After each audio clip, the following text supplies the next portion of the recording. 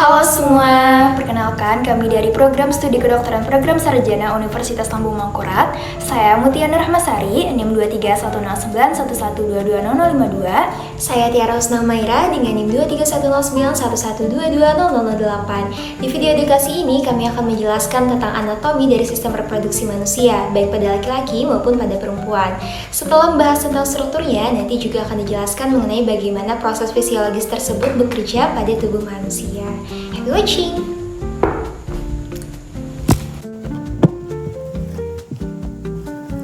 Untuk memudahkan pemahaman, organ reproduksi pria dapat dikategorikan menjadi alat genital internal dan eksternal. Organ reproduksi pria eksternal meliputi penis dan skrotum. Pertama-tama, mari kita membahas tentang penis. Penis memiliki 3 badan ereksi, yakni 2 korpus cavernosum penis, badan ereksi yang membuat penis membesar, dan korpus pengiasum penis yang di dalamnya dilewati oleh struktur uretra. Kemudian penis dapat dibedakan menjadi struktur bagian akar yang disebut dengan radix penis. Lalu bagian badannya disebut korpus penis. Dan bagian kepala di ujung anterior disebut glans penis. Radix penis sebagian besar terdiri atas bulbus penis. Bagian dari korpus spongiosum penis yang melebar ke bagian bawah dari perineum. Lalu melebar menjadi 2 ke arah lateral yang disebut crura penis. Kemudian glans penis merupakan zona seksual pria yang paling sensitif karena banyaknya saraf di dalamnya. Ketika glans penis diperbesar, bagian proksimal yang melebar disebut dengan corona glandis. Kemudian bagian kulit yang berlipat disebut preputium penis, serta frenulum penis yang merupakan penghubung antara kulup penis dengan lapisan pada penisnya itu sendiri. Lalu ada kelenjar tison yang menghasilkan smegma. Smegma merupakan daki atau bercak putih pada alat kelamin yang terbentuk dari minyak, sel kulit mati, dan keringat yang menumpuk. Itu mengapa dari sisi spiritual dan kesehatan, bagian ini wajib untuk disirkumsisi. Lalu ada skrotum, kantung pembungkus testis yang ada di luar tubuh. Suhu skrotum 2-4 derajat lebih rendah dari suhu tubuh. Hal tersebut berperan dalam proses spermatozoa agar mendapatkan hasil yang optimal. Organ reproduksi pria internal meliputi testis, epididymis, ductus deferens, glandula vesiculosa, ductus ejaculatorius, prostat, uretra maskulin, dan glandula bulbo-uretralis. Secara umum, genitalia interna ini merupakan organ-organ reproduktif yang berperan dalam proses produksi, maturasi, dan transport spermatozoa serta cairan seminalis. Pertama, testis. Testis merupakan kelenjar reproduksi jantan yang di dalamnya terdapat 2 sel utama, yakni sel Leydig dan sel Sertoli. Melalui sel Leydig, testis dapat menghasilkan hormon testosteron. Hormon testosteron berperan dalam membentuk karakteristik sekunder pada pria, seperti meningkatkan massa otot dan tulang, meningkatkan pertumbuhan rambut wajah dan kemaluan, mengembangkan suara menjadi berat atau parau, berhubungan dengan dorongan seks, memengaruhi suasana hati dan kualitas hidup, serta memengaruhi memori verbal dan kemampuan berpikir, serta membantu sel Sertoli dalam proses spermatogenesis. Pada dasarnya, testis berada di luar tubuh, namun terbungkus oleh struktur bernama skrotum. Testis memiliki batas atau ujung atas bawah depan belakang, yakni ekstremitas superior, ekstremitas inferior, margo anterior, dan margo posterior. Kemudian, jika melihat dari perspektif anterior lateral, terdapat struktur permukaan lateral dari testis yang disebut dengan fascies lateralis. Dan sebaliknya, di sebelah anterior ke arah medial terdapat struktur fascies medialis. Lapisan paling luar yang membungkus testis berupa jaringan ikat padat disebut dengan tunika albuginea. Tepat di lapisan bawah setelah tunika albuginea, terdapat lapisan pembuluh darah yang disebut tunika vaskulosa. Di dalam testis terdapat jaringan ikat yang membagi testis menjadi kurang lebih 370 lobulus atau lobuli testis, yakni struktur septula testis.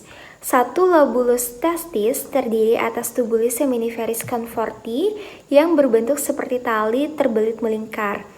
Dalam tubulus seminiferus inilah tempat produksi sperma dan jaringan interstisial di antara tubulus seminiferus mengandung hormon testosteron yang menghasilkan sel leydig testikular. Kemudian lanjut ke arah yang lebih posterior, setelah dari lobuli testis terdapat struktur berupa mediastinum testis. Di mediastinum testis terdapat jaringan tubulus yang disebut dengan rete testis. Dari rete testis akan berlanjut ke epididymis dan ductus deferens. Epididymis sebenarnya merupakan saluran berukuran 6 meter yang melingkari lingkar sehingga membentuk struktur yang sedemikian rupa. Epididymis berperan penting dalam proses permatangan spermatozoa dengan menyediakan nutrisi. Spermatozoa menghasilkan 10 hingga 12 hari dari total hari pematangan di dalam epididymis. Secara struktur, epididymis memiliki kepala atau kaput, yakni kaput epididymis. Testis dan kaput epididymis dihubungkan oleh saluran kecil bernama ductuli efferentes testis. Lalu ada badan epididymis disebut dengan corpus epididymis serta bagian ekor yang berhubungan langsung dengan ductus deferens, yakni cauda epididymis. Kemudian di bagian permukaan lateral dari testis dekat kaput epididymis terdapat suatu kantong atau pouch yang disebut dengan sinus epididymis. Lapisan yang membungkus testis sekaligus epididymis adalah tunica vaginalis testis. Tunica vaginalis merupakan bagian dari peritoneum yang merupakan lapisan skrotum saat turun ke bawah saat masa embrio. Lapisan tunica vaginalis dibedakan menjadi lamina visceralis dan lamina parietalis. Di lamina parietalis, bagian lamina parietalis adalah yang langsung menempel pada dinding skrotum. Di luar dari tunica vaginalis testis terdapat struktur fascia spermatica interna yang merupakan kelanjutan dari fascia transversalis dan musculus cremasteri, kelanjutan dari fascia cremasterica. Saat suhu tubuh rendah atau cuaca dingin, serabut otot ini akan berkontraksi sehingga menarik testis untuk lebih dekat ke tubuh. Sebaliknya, saat cuaca panas atau suhu tinggi, otot akan mengendur atau relaksasi. Serta yang terakhir adalah fascia spermatica externa, kelanjutan dari fascia abdominalis superficialis.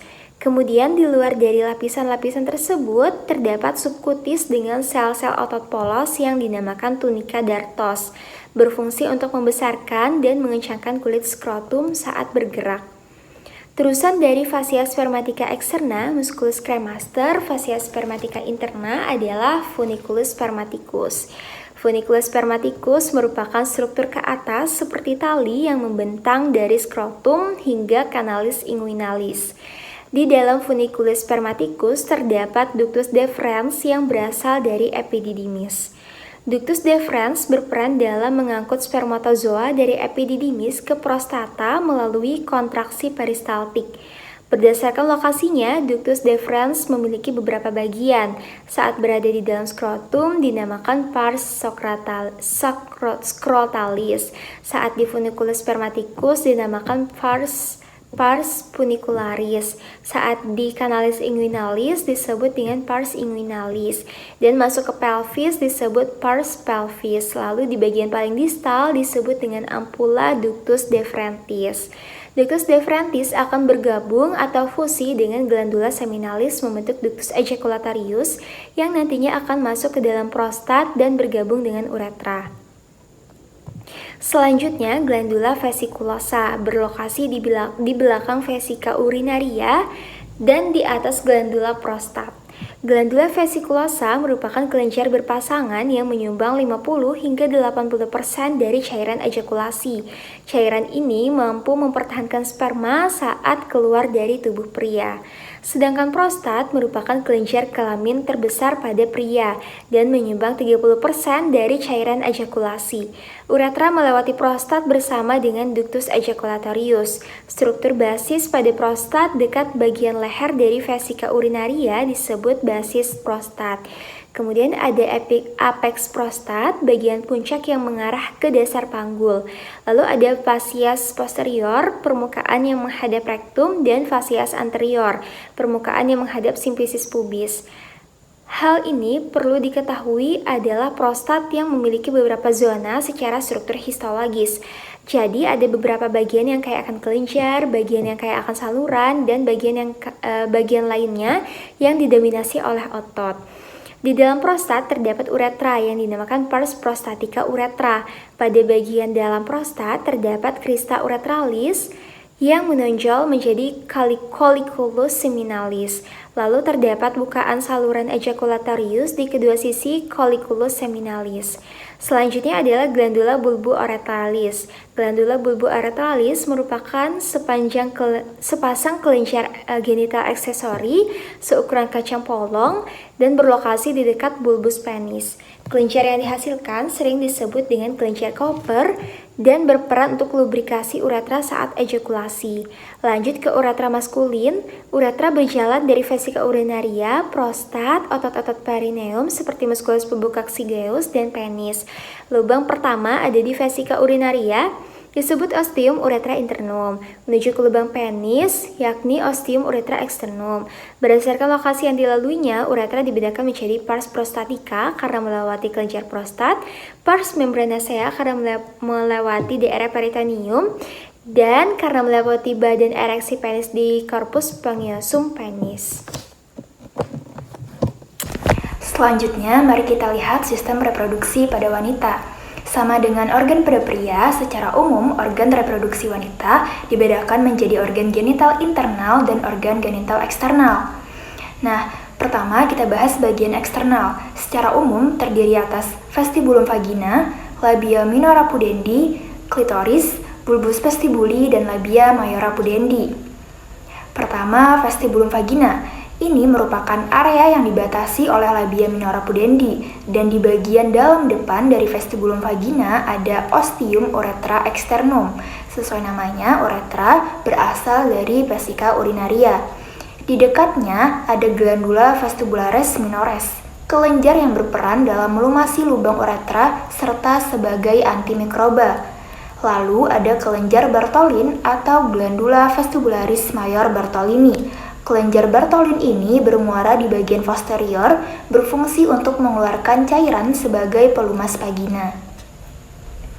Lanjut, labia minora pudendi. Dua lipatan kulit kecil yang terletak antara labia majora pudendi memanjang dari klitoris secara miring ke bawah. Di bagian ujung posteriornya, lipatan ini menyatu membentuk frenulum labia minora. Lanjut, ada klitoris. Klitoris merupakan salah satu zona seksual wanita yang sensitif karena memiliki konsentrasi ujung saraf yang tinggi. Klitoris homolog dengan penis pada organ genitalia pria. Klitoris tersusun atas corpus cavernosum. Pada klitoris juga terdapat struktur kepala disebut glans clitoridis, lalu badan corpus clitoridis yang terbagi menjadi dua crura clitoridis. Di sekitar glans clitoridis terdapat lipatan kulit yang mengelilingi dan melindunginya yang disebut dengan prepucium clitoridis. Selanjutnya ada bulbus vestibuli. Ini merupakan jaringan ereksi yang dibentuk oleh plexus pembuluh darah pena dan ditutupi kapsul. Terakhir, di bagian eksternal ada labia majora pudendi. Labium ini memiliki dua permukaan, luar dan dalam. Nah, bagian luarnya itu adalah permukaan yang ditutupi oleh rambut, sedangkan bagian dalam adalah permukaan halus yang berisi kelenjar sebaceus. Labium ini lebih tebal ke arah atas. Kemudian, sudut atas tempat kedua labium bertemu disebut dengan commissura labiorum anterior. Sedangkan di bagian posterior, kedua labium tidak terhubung secara langsung, namun juga membentuk commissura labiorum posterior dengan kulit sekitarnya. Lalu di depan simplicis pubis itu juga ada labium. Di atas labium mayor itu ada struktur yang disebut dengan mons pubis yang bentuknya seperti segitiga dan dibentuk oleh jaringan lemak yang ditutupi rambut saat perempuan menginjak usia pubertas. Mons pubis merupakan tempat melekatnya ligamentum teres uteri. Nah, kita lanjut ke bagian yang kedua, yakni organ genital interna. Secara umum terdiri atas ovarium, tuba uterina, uterus, dan vagina. Kita bahas yang pertama, ovarium. Ovarium sendiri berperan sebagai tempat berkembangnya sel ovum dan berfungsi untuk memproduksi hormon seks wanita seperti estrogen dan progesteron. Hormon estrogen berperan dalam mengembangkan karakteristik sekunder pada wanita yang kadar tertingginya diproduksi di paruh pertama siklus menstruasi. Sedangkan hormon progesteron itu berperan dalam proses kehamilan dan siklus menstruasi. Kadar progesteron itu meningkat di paruh kedua siklus menstruasi. Selain estrogen dan progesteron, ovarium juga memproduksi hormon relaksin. Ini nanti berguna untuk mengendurkan ligamen panggul saat wanita hendak melahirkan, serta hormon inhibin. Lanjut ke struktur anatominya. Pada ovarium itu terdapat margo mesovaricus, tepi anterior yang menghadap atau berbatasan dengan lipatan peritoneum dari ovarium. Kemudian ada ovarium margo liber. Liber itu artinya bebas, jadi ini disebut batas bebas karena memang tidak berhadapan dengan struktur signifikan apapun. Kemudian lanjut ke bagian struktur di ujung ovarium, ada ovarium extremitas tubaia. Itu adalah ujung atas yang menghadap ke tuba uterina. Lalu di ujung bawahnya ada ovarium extremitas uterina, bagian yang mengarah ke bawah dan menempel pada bagian lateral uterus, tepatnya di ligamentum ovarii proprium. Kemudian ada struktur permukaan fasies, maka dinamakan ovarium fasies lateralis dan ovarium fasies medialis. Selain itu juga ada beberapa ligamen seperti ligamentum ovarii proprium, penghubung antara ovarium dengan uterus, kemudian ligamentum suspensorium ovarii, ligamentum yang menghubungkan ujung tuba ovarium ke dinding lateral panggul sehingga membentuk fiksasi ovarium agar stuck pada tempatnya. Kemudian ada mesovarium, ini komponen terkecil dari ligamentum latum uteri. Ligamentum latum uteri sendiri itu ligamen yang lebar dan merupakan lipatan peritoneum ganda. Nah, mesovarium ini berfungsi untuk menahan ovarium, sama dengan ligamentum sebelumnya, supaya terfiksasi untuk menempelkannya ke dinding uterus. Selesai di ovarium, kita lanjut ke tuba uterina. Tuba uterina merupakan saluran tuba berpasangan yang berjalan dari uterus ke ovarium. Tuba uterina mempunyai dua bukaan. Satu sisinya bermuara ke rongga peritoneum dan menghadap ke ovarium, sedangkan sisi lainnya itu bermuara ke dalam rahim, biasa disebut dengan the arms of uterus. Fungsi tuba uterina adalah untuk menangkap oosit yang dilepaskan ovarium sewaktu ovulasi dan mengangkutnya di sepanjang saluran melalui kontraksi peristaltik untuk menuju ke uterus. Selain itu, proses fertilisasi itu juga terjadi di tuba uterina, tepatnya di ampula tuba uterina yang terhubung ke daerah isthmus tuba uterina. Dinamakan isthmus karena merupakan suatu penyempitan. Nah, jadi struktur-struktur yang ada di tuba uterina itu ada infundibulum tuba uterina, bagian yang melebar berdekatan dengan bukaan abdomen. Pada bagian infundibulum ini juga ada struktur lubangnya lagi, disebut dengan ostium abdominal tuba uterina. Struktur lubang ini yang saat ovulasi secara langsung akan menghadap ovarium dan berperan dalam menangkap oosit. Nah, tapi saat penangkapan oosit, tentunya dibutuhkan pula peran dari fimbria tuba uterina, struktur yang berbentuk seperti jari yang akan menyapu sel ovum yang baru dilepaskan oleh ovarium. Nah, fimbria yang berhasil mencapai ovarium dinamakan dengan fimbria ovarica. Kemudian tadi juga ada disebut dengan suatu struktur bernama ampula tuba uterina. Ini 2/3-nya dari tuba uterina yang mengarah ke lateral dan berukuran lebih lebar, sedangkan isthmus tuba uterina itu 1/3 medial tuba uterina yang menyempit. Kemudian juga ada tuba uterina pars uterin, bagian yang lebih sempit dan terdapat di dalam dinding rahim. Ujungnya terdapat lubang kecil yang disebut dengan ostium uterinum. Terakhir ada mesosalpinx. Struktur ini adalah bagian dari ligamentum latum uteri. Ada sempat disinggung sebelumnya. Nah, mesosalpinx berada di antara ovarium, tuba uterina, dan ligamentum ovarii proprium. Selesai di tuba uterina, kita lanjut ke uterus. Perlu diketahui bahwa posisi uterus yang normal adalah antefleksi, yang secara awamnya itu seperti membungkuk ke depan. Hampir seluruh bagian uterus ini dilapisi oleh peritoneum. Nah, kemudian uterus ini terdiri atas beberapa struktur. Yang pertama ada fundus uteri, ini adalah titik tertinggi dari uterus. Ukuran fundus uterus ini bisa digunakan untuk mengukur usia kehamilan. Lalu ada corpus uteri, bagian yang paling tebal. Lanjut ada cervix uteri, bagian bawah dari uterus yang masuk ke dalam vagina. Bagian atasnya disebut partio supravaginalis cervicis, sedangkan bagian bawahnya disebut partio vaginalis cervicis. Di dalam uterus terdapat rongga. Rongga itu kavitas, maka disebut cavitas uteri. Lalu, ujung lubang atau bukaan dari cavitas uteri disebut dengan ostium uteri. Saat menstruasi atau tidak terjadi pembuahan, ostium akan menutup dengan tujuan agar bakteri atau zat-zat asing pemicu infeksi tidak muncul dan sekresi vagina lebih asam. Sedangkan saat terjadi fertilisasi dan hendak melahirkan, tepatnya saat mengejan, ostium eksternum akan terbuka secara lebar hingga 10 cm. Kemudian juga ada beberapa struktur ligamen yang memfiksasi posisi uterus tepat di panggul, seperti ligamentum cardinal uteri yang memanjang dari cervix uteri hingga ke dinding lateral rongga panggul. Kemudian ligamentum vesicouterинum terbentang dari uterus hingga vesica urinaria. Lanjut ada ligamentum pubo cervicale yang terbentang dari pubis symphysis hingga ke cervix uteri. Lalu ligamentum sacrauterina dan ligamentum rectouterinum. Serta ada ligamentum teres uteri. Ligamen ini berfungsi untuk menjaga rahim tetap dalam posisi anteversi selama kehamilan. Selain itu juga ada otot-otot perineum yang membentang dari vagina hingga anus, serta musculus levator ani, otot yang membantu dalam fiksasi posisi rahim. Terakhir kita membahas tentang vagina. Nah, vagina merupakan saluran berotot dan berongga yang merupakan terminal saluran genitalianya wanita, terbentang dari uterus hingga ke organ genitalia eksternal, tepatnya berakhir di suatu lubang yang dinamakan dengan vestibulum vaginae.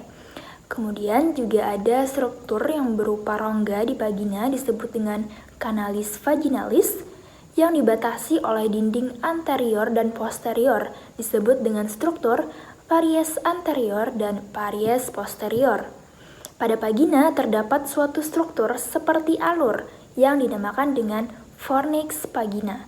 Fornix vagina terdiri atas bagian anterior yang lebih dangkal dan posterior yang lebih dalam, serta dua bagian lateral lainnya.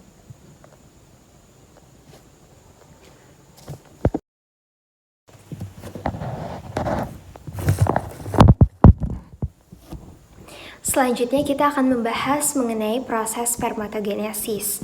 Spermatogenesis adalah proses pembentukan sel sperma di dalam testis yang berlangsung sepanjang masa reproduksi laki-laki. Proses ini dimulai dari spermatogonia yang merupakan sel induk di dalam tubulus seminiferus. Spermatogonia mengalami serangkaian pembelahan mitosis dan meiosis untuk menghasilkan sperma yang haploid dengan setengah jumlah kromosom, 23 kromosom, dibandingkan dengan sel tubuh biasa. Setelah meiosis, spermatid yang terbentuk mengalami proses pematangan lebih lanjut yang disebut spermiogenesis, di mana mereka berkembang menjadi sel sperma yang fungsional dengan struktur yang khas, ada kepala, leher, dan juga ada ekor. Selanjutnya ada peran hormon dalam regulasi sistem reproduksi laki-laki. Fungsi fisiologis sistem reproduksi laki-laki sangat dipengaruhi oleh hormon, terutama testosteron, FSH, dan LH. LH merangsang sel Leydig di testis untuk menghasilkan testosteron, sedangkan FSH bekerja bersama dengan testosteron untuk merangsang spermatogenesis di dalam tubulus seminiferus. Testosteron juga berperan dalam mengatur umpan balik negatif ke hipotalamus dan kelenjar hipofisis yang mengatur kadar FSH dan juga LH untuk menjaga keseimbangan hormonal. Lalu ada proses ejakulasi. Ejakulasi adalah proses fisiologis yang terjadi karena sperma dikeluarkan dari tubuh melalui penis. Ada dua tahapan. Yang pertama ada tahap MC, di mana sperma dari vas deferens dan cairan dari vesikula seminalis, prostat, dan kelenjar bulbo uretra berkumpul di uretra proksimal menciptakan semen. Lalu yang kedua ada tahap ejakulasi, di mana kontraksi ritmis dari otot-otot di sekitar uretra mendorong semen keluar dari penis. Proses ini seringkali disertai dengan orgasme yang merupakan sensasi yang menyenangkan yang terjadi akibat kontraksi otot-otot dan pelepasan neurotransmitter di otak. Lalu ada pengaruh lingkungan dan gaya hidup terhadap sistem reproduksi laki-laki. Kesehatan reproduksi laki-laki dapat dipengaruhi oleh berbagai faktor lingkungan dan gaya hidup, termasuk paparan bahan kimia, radiasi, kebiasaan merokok, konsumsi alkohol, obesitas, dan stres. Faktor-faktor ini dapat mengganggu spermatogenesis, mengurangi jumlah dan kualitas sperma, serta menyebabkan disfungsi ereksi. Selain itu, infeksi menular seksual atau IMS juga dapat mempengaruhi kesehatan reproduksi dengan menyebabkan peradangan dan kerusakan pada organ reproduksi. Sekian, terima kasih. Nah, selanjutnya kita akan bahas tentang fungsi fisiologis pada reproduksi perempuan. Nah, sistem reproduksi perempuan adalah sistem yang kompleks dan esensial untuk kelangsungan hidup spesies manusia. Karena sistem ini bertanggung jawab untuk memproduksi sel telur, mendukung pembuahan, dan memelihara perkembangan embrio serta janin hingga kelahiran. Sistem reproduksi perempuan juga terlibat dalam regulasi siklus menstruasi dan produksi hormon-hormon yang penting untuk kesehatan reproduksi dan keseluruhan tubuh. Pemahaman mendalam tentang anatomi dan fisiologi sistem reproduksi perempuan sangat penting untuk mengenali bagaimana tubuh perempuan bekerja dan bagaimana menjaga kesehatan reproduksi. Kemudian kita akan membahas tentang bagaimana proses ovulasi. Ovulasi itu sendiri merupakan bagian dari rangkaian siklus menstruasi, yakni serangkaian perubahan fisiologis yang terjadi di dalam sistem reproduksi perempuan setiap bulan sebagai persiapan untuk kemungkinan kehamilan. Nah, selain ovulasi itu sendiri, terdapat fase-fase lainnya. Secara umum, siklus ini dibagi menjadi 4 fase utama. 1. Fase menstruasi, 2. Fase folikuler, 3. Ovulasi, dan 4. Fase luteal. Nah, selain itu juga ada pembahasan mengenai oogenesis. Oogenesis adalah proses pembentukan dan perkembangan sel telur di dalam ovarium. Berbeda dengan spermatogenesis pada laki-laki yang berlangsung secara kontinu sepanjang hidup, oogenesis dimulai sebelum kelahiran perempuan atau sejak dalam janin dengan oosit primer yang pertama kali terbentuk selama perkembangan janin. Nah, oosit ini kemudian berhenti pada tahap meiosis pertama di sekitar tahap profase. Nah, dan tetap dalam keadaan itu hingga nanti perempuannya lahir dan mengalami pubertas. Pada setiap siklus menstruasi, satu oosit primer itu akan melanjutkan pembelahannya dan menjadi oosit sekunder yang siap untuk dilepaskan selama ovulasi. Jika dibuahi oleh sperma, maka oosit sekunder akan menyelesaikan proses oogenesisnya dengan menyelesaikan tahap meiosis dan menjadi sel telur yang siap berkembang menjadi embrio. Lanjut kita ke fungsi-fungsi hormon dalam regulasi sistem reproduksi pada wanita. Yang pertama itu ada FSH atau hormon follicle stimulating hormone, diproduksi oleh kelenjar pituitari anterior. Nah, FSH itu sesuai namanya ya, follicle stimulating. Dia merangsang pertumbuhan dan pematangan folikel dalam ovarium selama fase folikular dan dari siklus menstruasi. Selain itu, FSH ini yang juga meningkatkan produksi dari hormon estrogen oleh folikel yang sedang berkembang. Lalu yang kedua ada LH atau luteinizing hormone. LH juga diproduksi oleh kelenjar pituitari anterior mencapai puncaknya tepat sebelum ovulasi. dan bertanggung jawab untuk memicu pelepasan sel telur dari folikel yang matang. Setelah ovulasi, LH akan mendukung pembentukan korpus luteum yang menghasilkan progesteron. Terakhir itu ada estrogen, progesteron, dan HCG. HCG itu Human Chorionic Gonad. Untuk estrogen dan progesteron itu pada dasarnya sama, memainkan peran dalam penebalan dan pertahanan agar endometrium itu dipersiapkan untuk masa kehamilan. Untuk estrogen itu juga berperan dalam berbagai pembentukan karakteristik sekunder pada wanita.